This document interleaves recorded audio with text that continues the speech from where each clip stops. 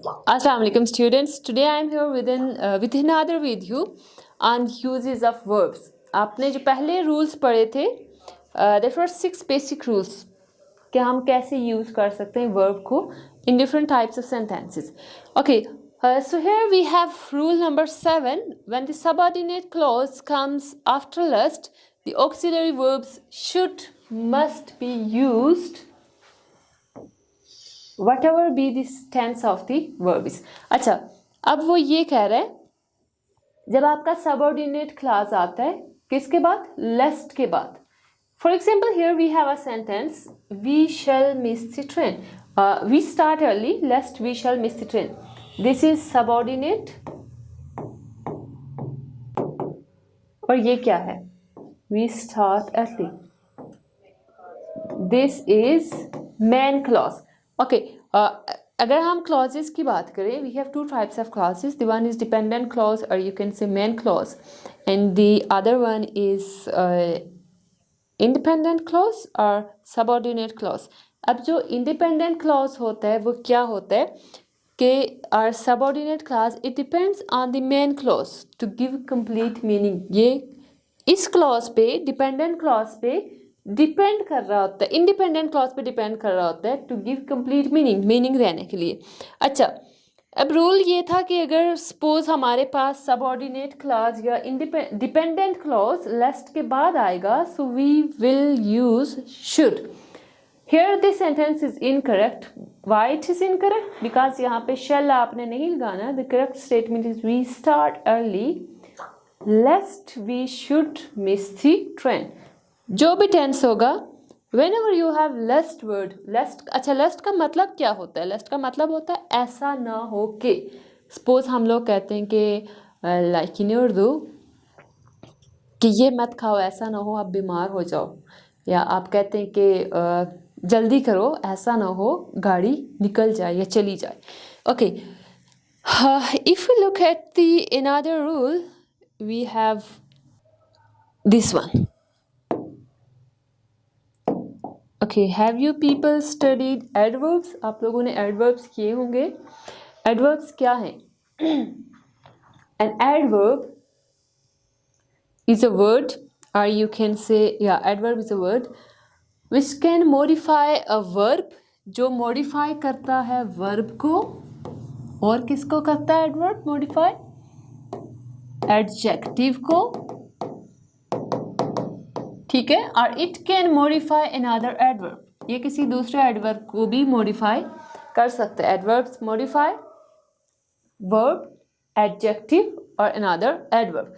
Okay, so rule is an adverb और adverbial phrase. Phrase mean जब आपके पास whenever you have some words, group of words you can say which don't give you complete meaning. अगर group of words हैं जो आपको meaning नहीं देते complete, सो उसको हम फ्रेज बोलते हैं. Adverbial phrase should not be placed between to and verbal part of the infinitive. अब इन्फिनिटिव आपने क्या पढ़ा था कि infinitive is to plus first form of verb. जब आप टू वर्ड लिखते हैं, to, for example I like to eat, I like to eat, I like to write, he runs to see the. आप कुछ भी कह दें आगे, लाइक कोई भी सेंटेंस हो, अब to plus first form of verb that is called infinitive. And rule is you can't use adverb और adverbial phrase between to and first form of verb, और you can say verbal part. अगर आप use करेंगे that is called split infinitive. Okay, here we have a sentence, I hoped to immediately reply to your letter. Here we have to क्या था? preposition. reply यहाँ पे क्या किसके तौर पे एक्ट कर रहा है? verb. अब preposition और verb, first form of verb, to plus verb, ये क्या है? that is infinitive. so ये क्या है? immediately is adverb. अगर आप adverb यहाँ पे लगाएंगे so it will be wrong. Correct sentence is I hoped to reply. पहले infinitive, after that we have adverb. यहाँ पे उसके बाद आप लोगों ने लगाना है adverb. I hope to reply immediately to your letter. अब एडवर्ब्स यहाँ पे क्या कर रहा है? I hoped to reply immediately, reply को मॉडिफाई कर रहा है, वर्ब को, ठीक है। So that's why, okay, this is the rule. The next one is we have this one. Third rule is an infinitive should be in the present tense unless it represents an action prior to that of the governing verb. अब आपके पास ये कह रहा है कि जो आपका infinitive होता है that must be in the present tense, ये past tense में नहीं हो सकता. For example, we have a sentence, I should have liked to have gone. ये क्या है? This is preposition. आपने क्या पढ़ा था? Infinitive is to go. And for example, to, I like to walk. To see. That is called infinitive. So that's why this is wrong sentence. यहाँ पे आप क्या लिखेंगे? I would have liked to go. I would have liked to go there. The next rule is, we have gerund.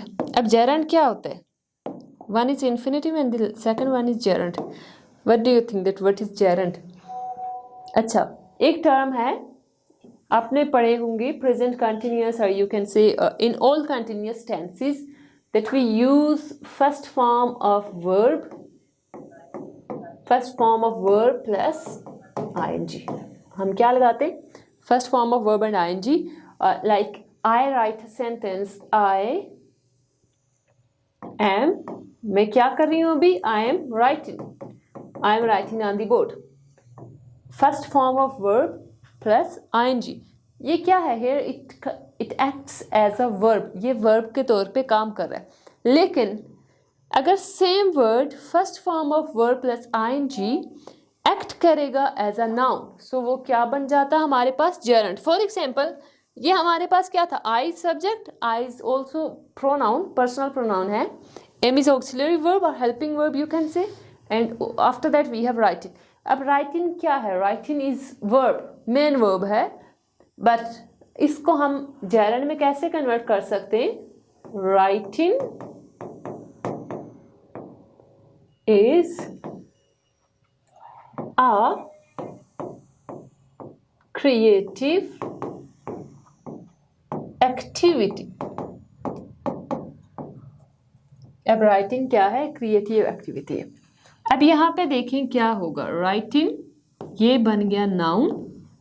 हम writing को कोई, अब यहाँ पे ये जो राइटिंग है ये ना एक्शन स्टेट शो कर रहा है ना ही स्टेट शो कर रहा है. So that's why this is a noun. Writing क्या है? लिखाई. Is auxiliary verb. So when you have first form of verb and ing and it acts as a noun, so that will be a gerund. अच्छा, next rule आपके पास है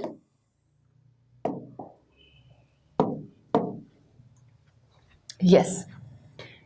Okay, what's the main difference between present continuous tense, or you can say continuous tenses, and perfect continuous tenses? हम लोग mostly use करते हैं continuous tense, simple continuous, like you can say present continuous tense, past continuous tense, or we have future continuous tense. So if we look at the present continuous tense, so present continuous tense is used for the action that is going right now. For example, अभी मैं क्या कर रही हूँ? I'm teaching right now. I'm teaching you people.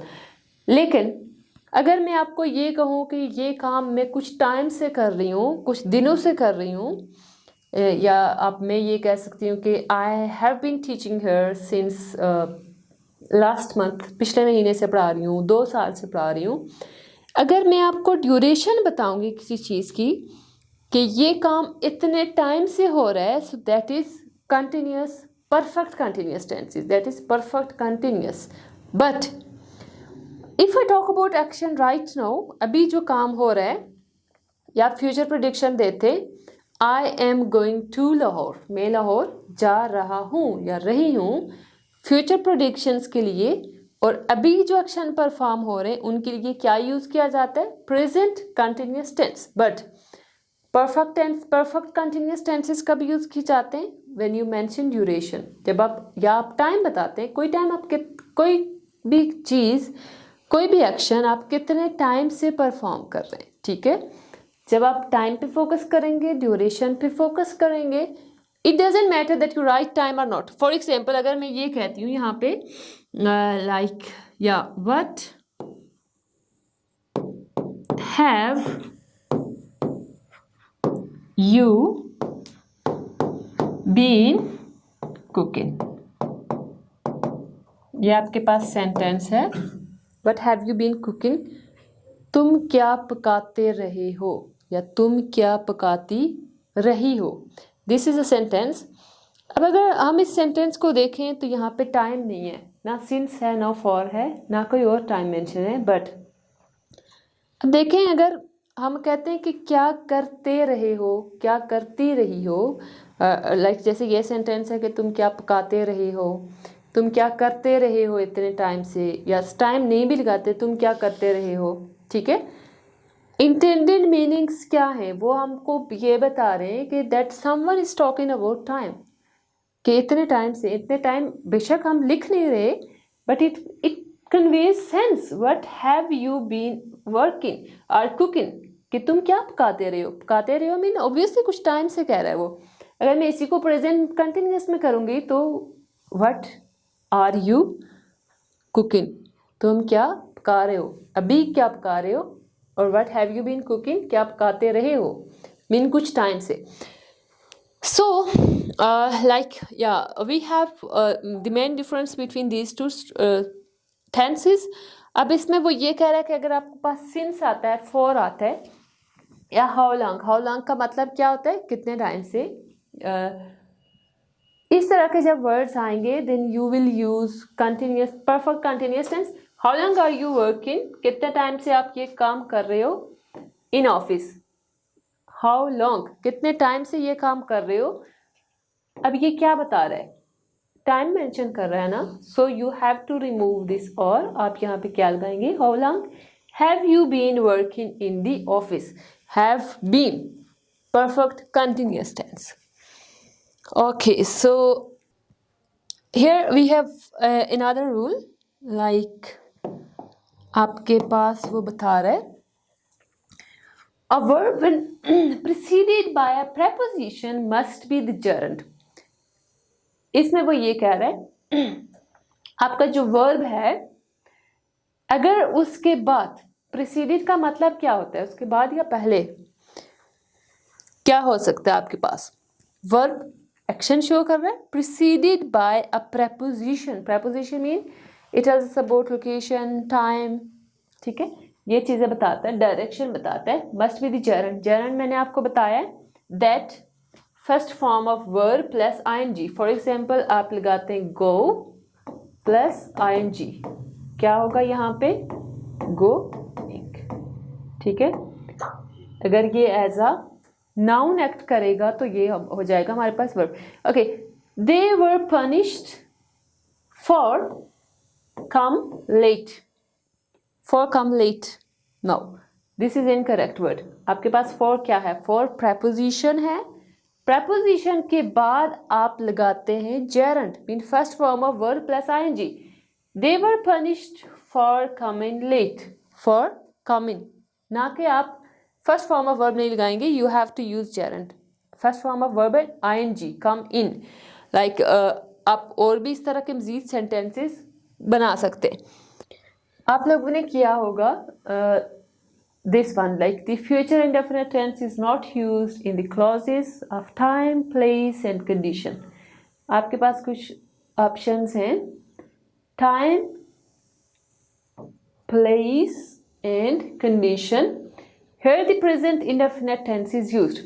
आपके पास जब क्या होता है, जब आपको टाइम बताया जाता है, जब आपको कोई प्लेस बताई जाती है या कोई कंडीशन बताई जाती है, then you will be using present simple tense. आपने वहाँ पे फ्यूचर नहीं लगाना, क्योंकि ओबियसली कुछ स्टूडेंट्स ऐसे होते हैं जो सिर्फ उर्दू में उसको ट्रांसलेट करते हैं and then they make sentences. But Urdu के जो रूल्स हैं, उर्दू में अगर आप सेंटेंसेस को ट्रांसलेट करके स्टडी करेंगे वो आपके लिए समटाइम मुश्किल हो जाता है।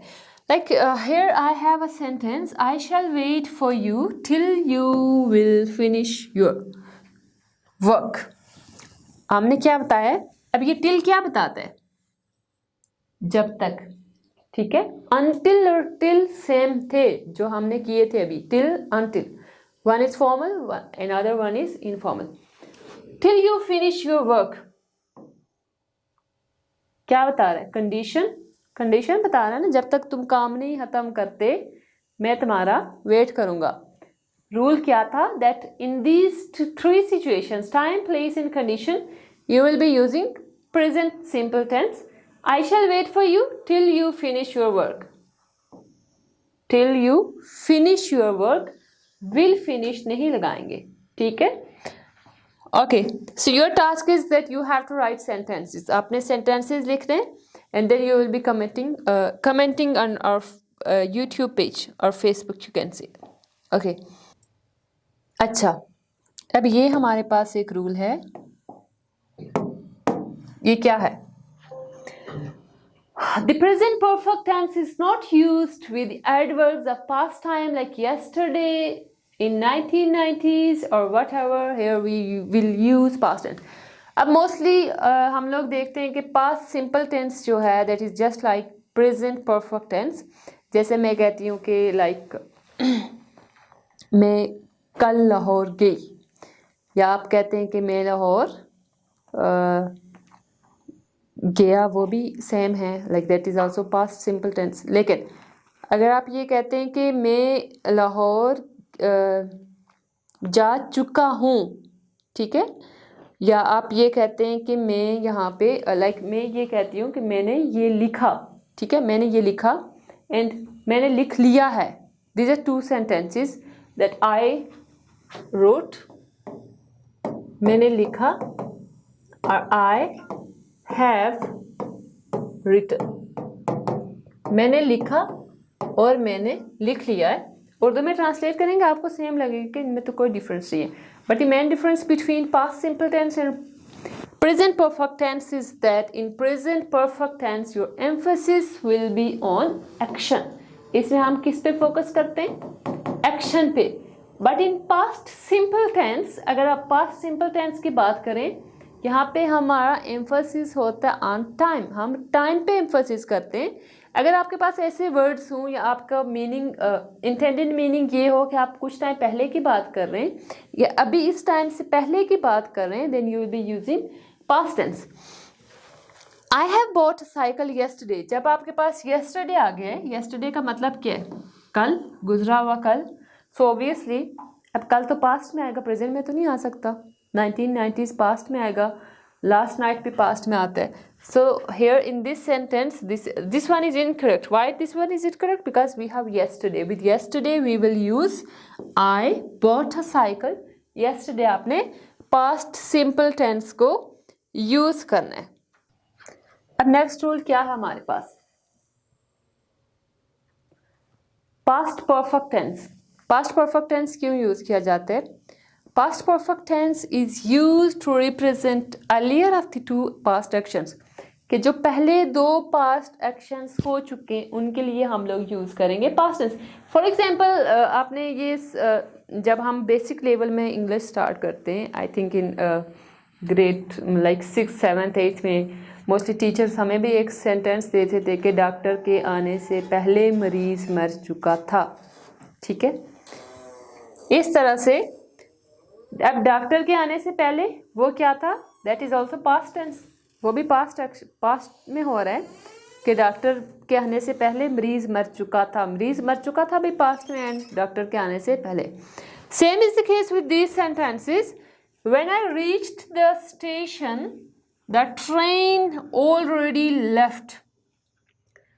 जब आपने ये सेंटेंस लिखा when I reached the station, जब मैं स्टेशन में पहुंचा तो ऑब्वियसली ट्रेन जा चुकी थी, ये नहीं है कि ट्रेन गई। तो इसलिए आप यहाँ पे क्या लगाएंगे? The train had already left, पहले से जा चुकी थी। यहाँ पे अगर फर्स्ट सेंटेंस एक पास्ट में ये एक्शन है, when I reach the station the train already left, this is past simple tense, the train left, that's why this is incorrect. दो एक्शन पास्ट में एक साथ हो रहे हैं, you will be using past simple tense in the first clause and the past perfect tense in the second clause. Okay. After that we have modal auxiliaries. Modal auxiliaries क्या होते हैं? Modal auxiliaries मैंने आपको पहले बताया था. We have words like अच्छा, auxiliary verbs कभी भी एक साथ दो नहीं आते. जैसे यहाँ पे एक मैं आपको एग्जाम्पल देती हूँ. This is the example. Here we have should and must. What is should? Should is auxiliary verb, must is also auxiliary verb, modal auxiliary verb. This both are modal auxiliary, so you can't use them together.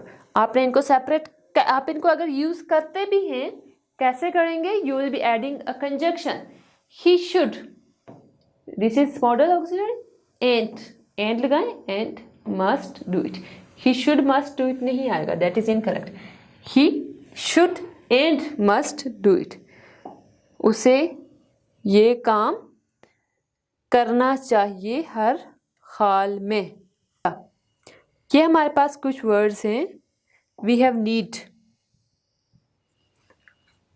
Okay, when the word need and dare is followed by not, अगर हम इनसे पहले not लगाते हैं, it turns into modal auxiliaries. In that situation it takes bare infinitive and we cannot use needs not or dares not. अच्छा, जब आपके पास needs का word आता है और not आता है साथ में, needs not, दो words साथ आते हैं.